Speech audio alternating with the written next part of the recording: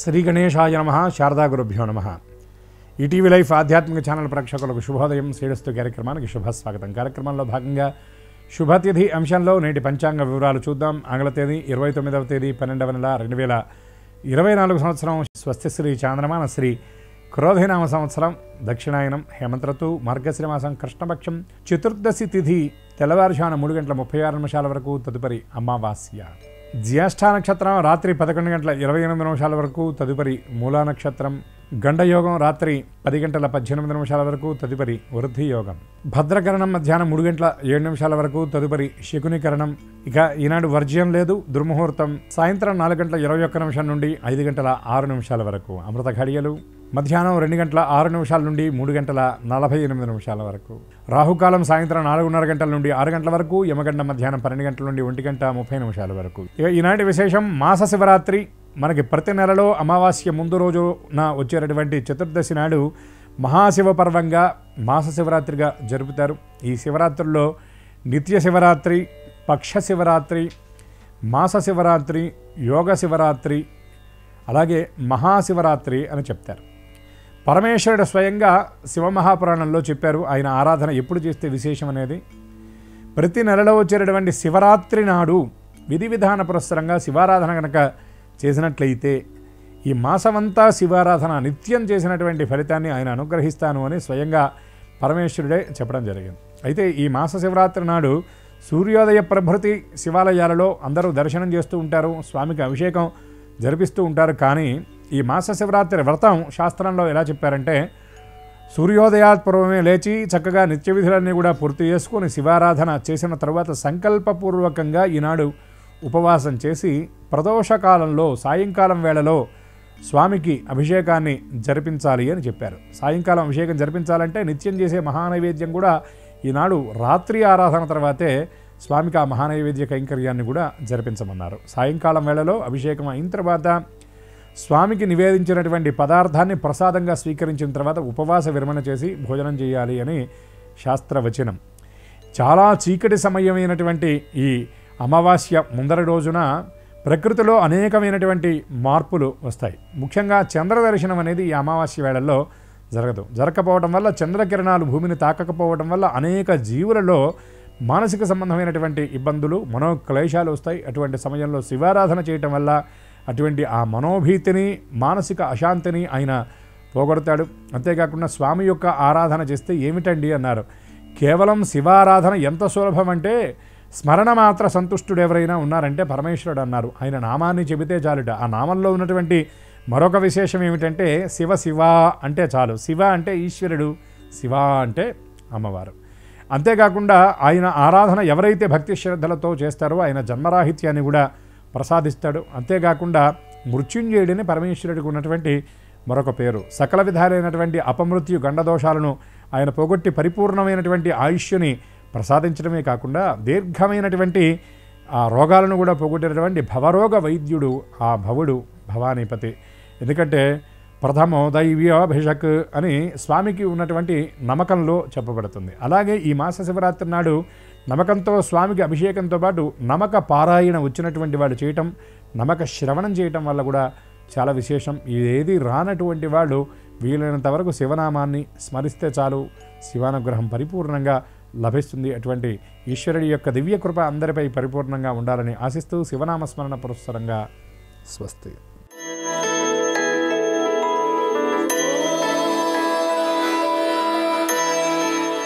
ETV life ఆధ్యాత్మిక channel ప్రేక్షకులందరికీ నమస్కారం. శ్రీరస్తు కార్యక్రమంలో గ్రహయోగం అంశానికి స్వాగతం. ఈనాటి గ్రహయోగం శీర్షికలో మేషాది ద్వాదశ రాశుల వారికి కలిగే శుభ అశుభ ఫలితాలని, అవసరమైన సందర్భాల్లో ప్రత్యామ్నాయ మార్గాలని తెలుసుకుంటారు. అంతేకాక ఏ రాశి వారికి ఏ దిక్ప్రయాణం అనుకూలమో, ఏ రాశి వారికి ఏ దైవం అనుకూలిస్తాడో, ఏ రాశివారు ఏ రంగు దుస్తుల్ని ధరించినట్టయితే సకల కార్యాలు నిర్విఘ్నంగా పరిపూర్ణమవుతాయో, ఏ రాశి వారికి ఏ సంఖ్య అదృష్ట సంఖ్యగా పరిణమించబోతుందో ఆ విశేషాలని క్రమంగా తెలుసుకుంటారు. నేటి ప్రత్యేకత ఏమంటే మాస శివరాత్రి. శివారాధనని, శివాభిషేకాన్ని, శివ పంచాయతన అభిషేకాన్ని శివస్థుతుల్ని కానీ చేస్తూ ఈ రోజంతా గడపగలిగినట్లయితే అవకాశం ఉన్నంతలో తప్పక సర్వ శుభాలు జరిగే అవకాశం ఉంటుంది. ఇక ముందుగా నేటి పంచాంగాన్ని చూద్దాం. ఈరోజు చతుర్దశి, ఆదివారం, నక్షత్రం జ్యేష్ఠ. ఇక నేటి గ్రహస్థితిని పరిశీలించి చూస్తే వృషభంలో గురుడు వక్రీకరించున్నాడు, కర్కాటకంలో కుజుడు వక్రీకరించున్నాడు, కన్యలో కేతు ఉన్నాడు, వృశ్చికంలో చంద్ర బుధులు ఉన్నారు, ధనుస్సులో రవి ఉన్నాడు. ఇక కుంభంలో శుక్రుడు శని ఉంటే మీనంలో రాహు ఉన్నాడు. ఈ తాత్కాలిక గ్రహస్థితికి అనుగుణంగా ద్వాదశ రాశుల వారి ఫలితాలు ఎలా ఉంటాయో క్రమంగా పరిశీలిద్దాం. ముందుగా మేషరాశి.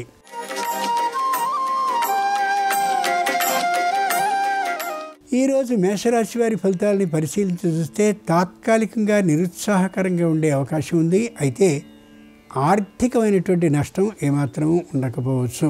ఇరుగు పొరుగులతో తాత్కాలికమైనటువంటి అశాంత భావం ఏర్పడే అవకాశం ఉంది. కాబట్టి అవసరమైనంత వరకు మాత్రమే మాట్లాడడం ఎంతైనా మంచిది. అన్నదమ్ములతో అప్పచెల్లెలతో సయోధ్య అంత గొప్పగా ఉండకపోయే పరిస్థితి అనిపిస్తోంది. కాబట్టి వీలైనంత వరకు మౌనాన్ని వహించడం లేదా తక్కువ మాట్లాడడం శ్రేయస్కరం.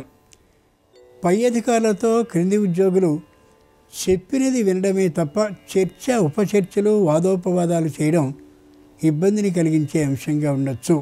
మాస శివరాత్రి సందర్భంగా మేషరాశి వారు ఈశ్వరుని భస్మజలంతో అభిషేకించినట్లయితే భూ లాభం కలిగే అవకాశం ఉండొచ్చు.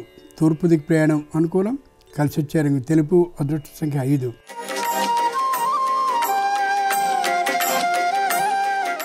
ఈరోజు వృషభ రాశి వారి ఫలితాలని పరిశీలించి చూస్తే మానసికంగా అశాంత భావంతో ఉంటారు. కుటుంబంలో అనారోగ్యవంతులు, వృద్ధులు ఉన్నట్లయితే వారు తప్పక తమ ఆరోగ్య స్థితిని గురించి గుర్తు చేస్తూ ఉంటారు రోజులో. ఆ కారణంగా సరైనటువంటి వైద్యాన్ని చేయించడం చాలా చాలా మంచిది.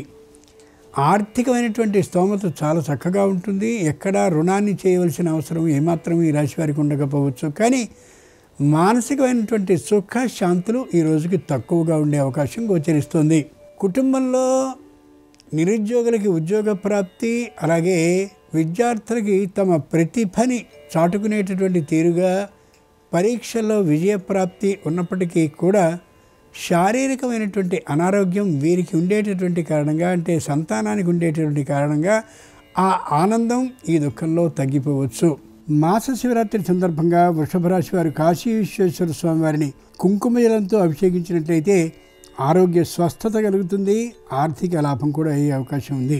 ఈశాన్య దిక్ ప్రయాణం అనుకూలం. కలిసి వచ్చే రంగు ఎరుపు. అదృష్ట సంఖ్య 3.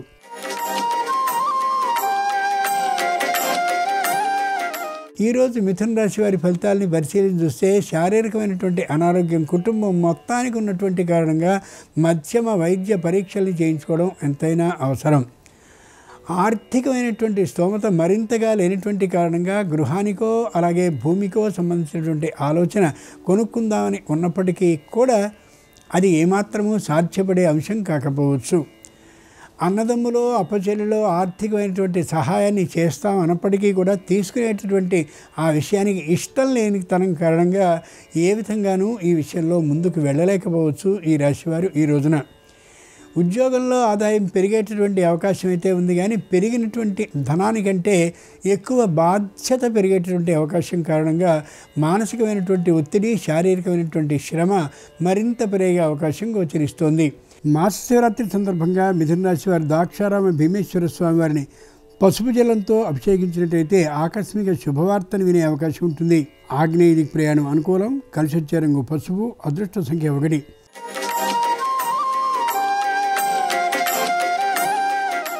ఈరోజు కర్కాటక రాశి వారి ఫలితాలని పరిశీలించి చూస్తే అన్నీ శుభంగానే జరుగుతాయనే భావన అయితే వీరికి ఉంటుంది తప్ప ఏది అంత ఆనందకరంగా జరిగే అవకాశం ఉండకపోవచ్చు. అయినటువంటి వారితో చిన్నమైనటువంటి మాట పట్టింపులు వచ్చే అవకాశం ఉంది.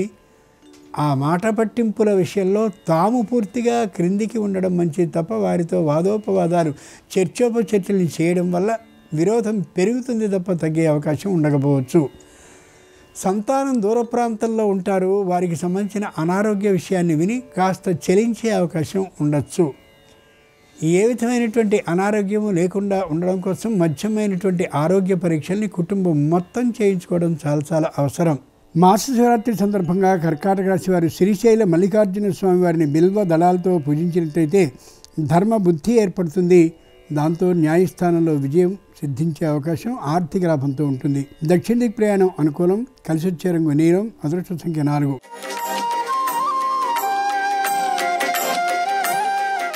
ఈరోజు సింహరాశి వారి ఫలితాలని పరిశీలన చూస్తే ఆర్థికమైనటువంటి ఒత్తిడి మరింతగా పెరుగుతూ ఉంటుంది.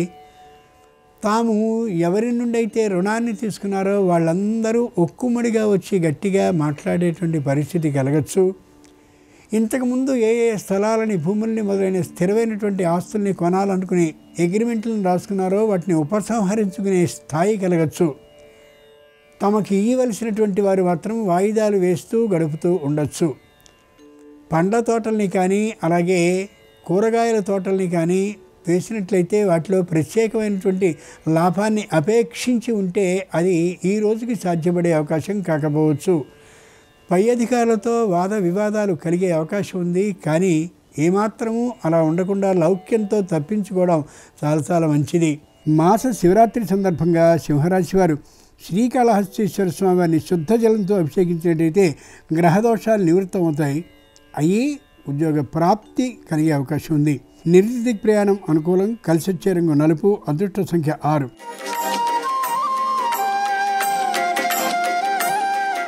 ఈరోజు కన్యారాశి వారి ఫలితాలను పరిశీలన చూస్తే న్యాయస్థానంలో అపరిష్కృతంగా ఉన్నటువంటి సమస్య వ్యతిరేకమైనటువంటి తీర్పుకి గురయ్యే అవకాశం ఉంది. ఆర్థికమైనటువంటి లాభం ఉండకపోవచ్చు కూడా. చేతిలో ఉన్నటువంటి ధనాన్ని, ముఖ్యమైనటువంటి స్థిరమైన ఆస్తిని కొందామని ప్రయత్నించినప్పటికీ కూడా అది సాధ్యపడకపోవచ్చు. కుటుంబంలో ఉండే అందరికీ ఏకవాక్యత ఉన్నప్పటికీ కూడా మానసికమైనటువంటి స్థిరత్వం, మానసికమైన ధైర్యము అంతగా ఉండకపోవచ్చు. గణిత శాస్త్ర నిష్ణాతులకి, సంగీత శాస్త్రంలో పండితులైన వారికి, రచనలు చేసేవారికి, కవులకి కూడా మంచి రోజు ఇది. ఏవైనా పురస్కార లాభం మాత్రం ఉండకపోవచ్చు, కానీ మంచి గుర్తింపు ఉండే సదస్సులో ప్రవేశం ఉండే అవకాశం గోచరిస్తోంది. మాస శివరాత్రి సందర్భంగా కన్యారాశి వారు అర్ధనారీశ్వర స్వామి వారిని పంచ పుష్ప జలాలతో అభిషేకించినట్టయితే సమస్యలన్నీ పరిష్కరింపబడతాయి. ఆకస్మిక శుభవార్త వినే అవకాశం ఉండొచ్చు. పశ్చిమ దిక్ ప్రయాణం అనుకూలం. కలిసి వచ్చే రంగు ఆకుపచ్చన. అదృష్ట సంఖ్య 4.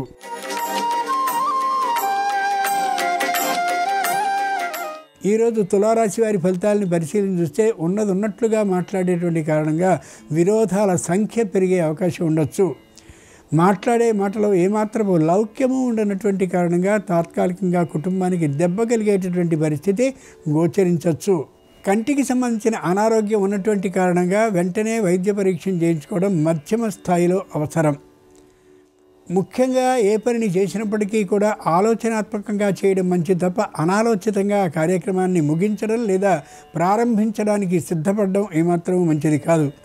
వృత్తి ఉద్యోగపరమైనటువంటి ఆదాయం మధ్యమంగానే ఉంటుంది. విశేషంగా ఉండే అవకాశం లేదు. ప్రభుత్వ రంగ సంస్థ నుండి రుణాన్ని తీసుకోవాలని ఆలోచిస్తారు, కానీ అది ఏమాత్రమూ సాధ్యపడకపోవచ్చు ఈ రోజున ఈ రాశి వారికి.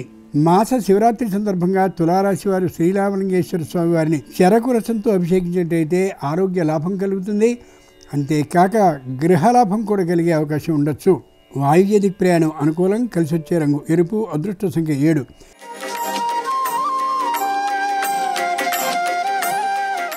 ఈరోజు వృశ్చిక రాశి వారి ఫలితాన్ని పరిశీలిస్తే కొత్తగా కొనుక్కోవడం కోసమని ఏ అగ్రిమెంట్ అయితే రాసుకున్నారో ఆ సొమ్ము కంటే మించి ఇవ్వవలసి రావచ్చు. వ్యతిరేకించకుండా అనుకూలించి పూర్తి చేసుకోవడం అవసరం. ఆర్థికమైనటువంటి భారమైన రుణాన్ని తీసుకుని ముగించుకోవాలి తప్ప దాన్ని ఆపివేసుకోవడం, ఇతరుల సలహాని విని మానుకోవడం ఏమాత్రం మంచిది కానే కాదు.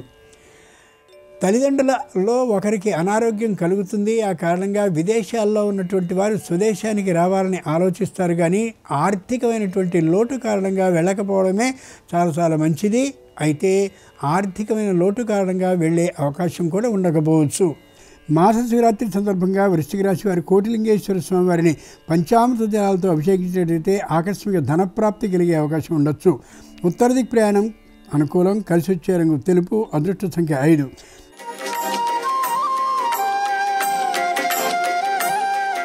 ఈరోజు ధనురాశి వారి ఫలితాలని పరిశీలన చూస్తే చాలా దృఢంగా ఉంటారు. మాట విషయంలో అహంకార భావం హెచ్చుగా ఉంటుంది. ఎక్కువ చదువుకున్నాం, ఎక్కువ ధనాన్ని సంపాదించామనే ఊహ ఉంటుంది.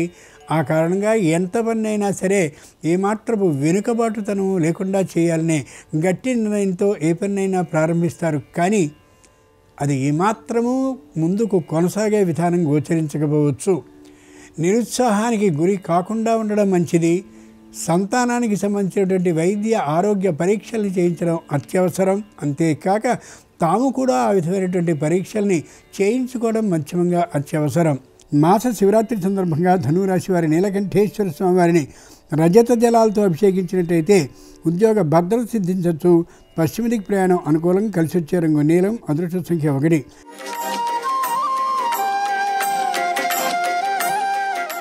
ఈరోజు మకర రాశి వారి ఫలితాలని పరిశీలన చూస్తే వ్యావహారికంగా అనుకూలమైనటువంటి కాలం, సంతానం అనుకూలించేటటువంటి కాలం, పత్ని సహకారం బాగా ఉండే కాలం, అధికారులతో వాగ్వివాదాలు లేకుండా ఉండేటటువంటి కారణంగా వారు కూడా అనుకూలించేటటువంటి సమయం, ఆర్థికమైనటువంటి స్తోమత ఏమాత్రము తగ్గకుండా ఉండేటటువంటి కాలం, వృత్తి ఉద్యోగ వ్యాపారపరమైనటువంటి ఆదాయాలు మంచి విధంగా అనుకూలంగా ఉండేటటువంటి సమయం ఇది. ఇంతకుముందు ఎప్పుడో ఉన్నటువంటి అనవసరమైన దుర్వ్యసనాలన్నింటినీ మానేసిన కారణంగా చేతి నిండుగా పుష్కలంగా ధనం ఉండేటటువంటి సమయం కూడా ఇదే. ఎవ్వరికీ ఇబ్బందిని కలిగించకూడదని, ఎవరిని నొప్పించకుండా ఉండాలని ఆలోచించేటువంటి మనస్తత్వం ఈ రాశి వారికి ఈ రోజున కలిగి తీరుతుంది. మాస శివరాత్రి సందర్భంగా మకర రాశి వారు శివునికి బంగారు జలాలతో అంటే బంగారు వస్తువు ముంచినటువంటి నీటితో అభిషేకం చేసినట్టయితే ఉద్యోగ భద్రత సిద్ధిస్తుంది. పశ్చిమ దిక్కు ప్రయాణం అనుకూలం. కలిసి వచ్చే రంగు నీలం. అదృష్ట సంఖ్య 1.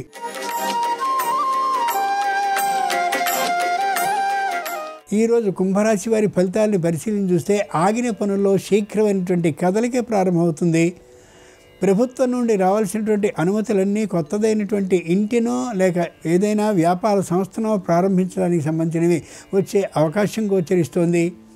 అంతకుముందు ఎప్పుడో 7-8 సంవత్సరాల క్రితం పెట్టినటువంటి పెట్టుబడి మరింత ఎక్కువై లాభకరంగా ఈవేళ ఆదాయం లభించే అవకాశం గోచరించవచ్చు. కుటుంబానికి సంబంధించినటువంటి గృహ ఉపకరణాల విషయంలో మరింత ఖర్చు చేయవలసి రావచ్చు. కానీ ఆలోచనాత్మకంగా తక్కువ సొమ్ముతో ఎక్కువ లాభాన్ని పొందేటటువంటి తీరుని ఏర్పాటు చేసుకోగలుగుతారు.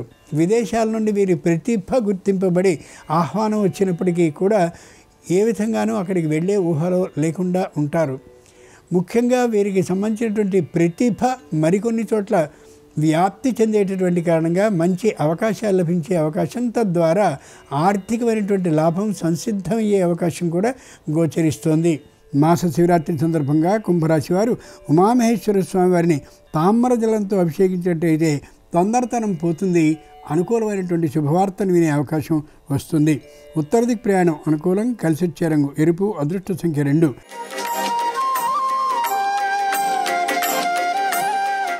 ఈరోజు మీనరాశి వారి ఫలితాలని పరిశీలిస్తే చాంచల్య భావం గోచరిస్తుంది. స్థిరమైనటువంటి నిర్ణయం మీద ఉండలేకపోవచ్చు.